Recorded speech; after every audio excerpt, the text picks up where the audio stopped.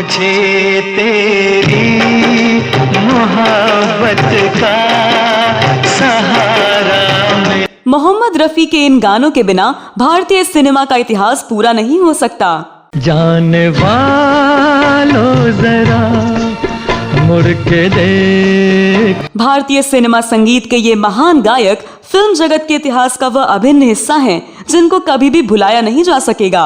हाँ तुम मुझे यूं भुला न पाओ। मोहम्मद रफी की आवाज का जादू कुछ ऐसा था कि जो सुनता था वह बस मंत्रमुग्ध होकर रह जाता था। आज के जमाने तक के गायक उन्हें अपनी प्रेरणा मानते हैं।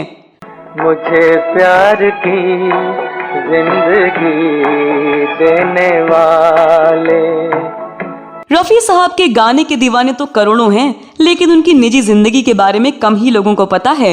रफी साहब को संगीत और अपने काम से प्यार था, लेकिन उनकी जान तो परिवार में बसती थी। मेरा तो जो भी कदम है वो तेरी राह में है। लेकिन उनकी निजी जिंदगी का एक हिस्सा ऐसा है जिसके बारे में उनके घर के बाहर के लोग ही नहीं बल्कि उनके घर के ज्यादातर लोग वाकिफ नहीं हैं। तो इस वीडियो में रफी साहब के जीवन के उस हिस्से के बारे में बात करने जा रही हूँ जिसके बारे में कभी भी उनके घर तक में बात नहीं की जाती थी।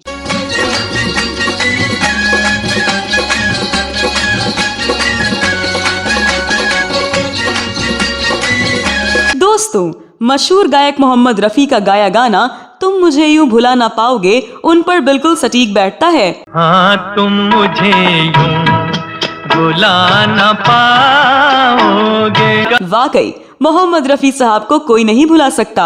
भारतीय सिनेमा के ऐसे दिग्गज गायक की आवाज आज भी लोगों के दिलों में बसी है। हम तुमसे जुदा होके मर जाएंगे रो रो। हर संगीत प्रेमी और खास तौर पर रफी साहब को चाहने वाले रफी साहब के जीवन और उनकी गायकी से जुड़ी हर छोटी बड़ी बात को जानने के लिए बेताब रहते हैं। लेकिन रफी साहब के पहले निकाह के बारे में किसी को भी पक्की जानकारी नहीं थी। रफी साहब की बहू यास्मीन खालिद रफी की किताब मोहम्मद रफी मेरे अब्बा एक संस्मरण में रफी साहब की पहली शादी का जिक्र किया गया है। इसमें बताया गया है कि बहुत छोटी उम्र में रफी साहब का बशीरा बानो से पैतृक गांव में निकाह हुआ था। यास्मीन ने किताब में लिखा है कि मोहम्मद रफी साहब की पहली शादी 13 साल की उम्र में उनके चाचा की बेटी बशीरा बानो से उनके पैतृक गांव में हुई थी। हालांकि यह शादी ज्यादा दिन नहीं चली क्योंकि भारत और पाकिस्तान के बंटवारे के वक्त दंगों में बशीरा के माता पिता की मौत हो गई।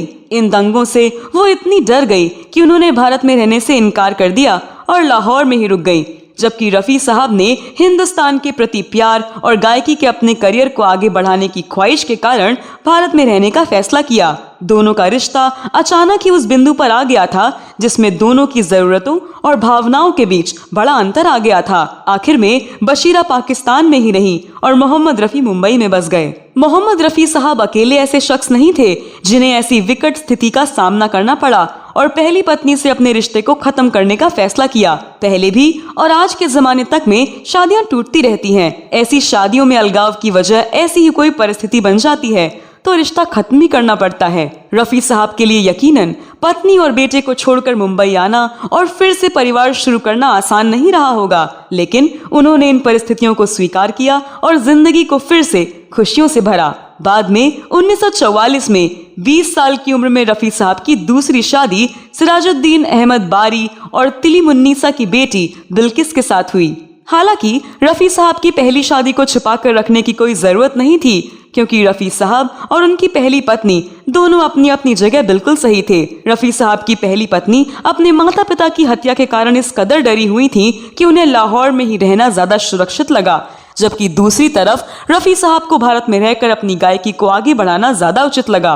लेकिन रफी साहब की दूसरी पत्नी बिल्किस बेगम इस बात को बिल्कुल पसंद नहीं करती थी कि कोई रफी साहब की पहली शादी के बारे में बात करे। अगर कभी कोई इसकी चर्चा करता भी था तो बिल्किस बेगम और रफी साहब के साले जहीर बारी इसे अफवाह कहकर बात को दबा देते थे।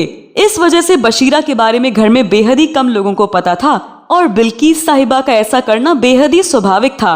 ऐसा इसलिए क्योंकि किसी भी पत्नी को अपने पति की पूर्व पत्नी के बारे में बात करना पसंद नहीं आएगा। आपको बता दें कि पहली शादी से रफी साहब को एक बेटा सईद हुआ था। रफी साहब ने बाद में सईद को विदेश भेज दिया।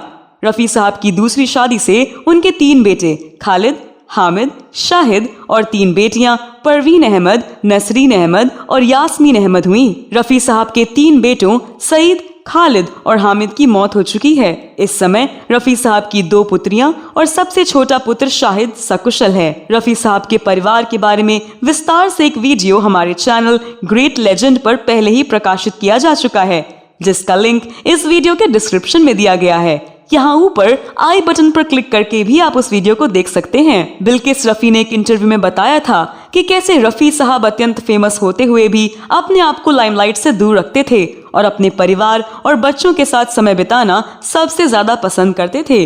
दोस्तों, मोहम्मद रफी साहब ने सिखाया कि अतीत चाहे जितना भी दुखद हो, उससे अपने और अपने परिवार के वर्तमान और भविष्य को प्रभावित नहीं होने देना चाहिए। ऐसा करने पर ही व्यक्ति अपनी जिंदगी में आगे बढ़ पाता है और उसे बेहतर तरीके से जी पाता है और वह परिवार और समाज के लिए एक आदर्श प्रस्तुत करता है। रफी साहब ने अपने जीवन के फलसफे को शायद इस अत्यंत लोकप्रिय गीत में ढाला था और आज भी यह गीत हमें जीने का तरीका बताता है। मैं जिंदगी का साथ निभाता चला गया, हर फिक्र को धुएं में उड़ा। तो दोस्तों, आप रफी साहब के निजी जीवन की इस जानकारी के बारे में क्या कहना चाहते हैं? इस वीडियो में बस इतना ही।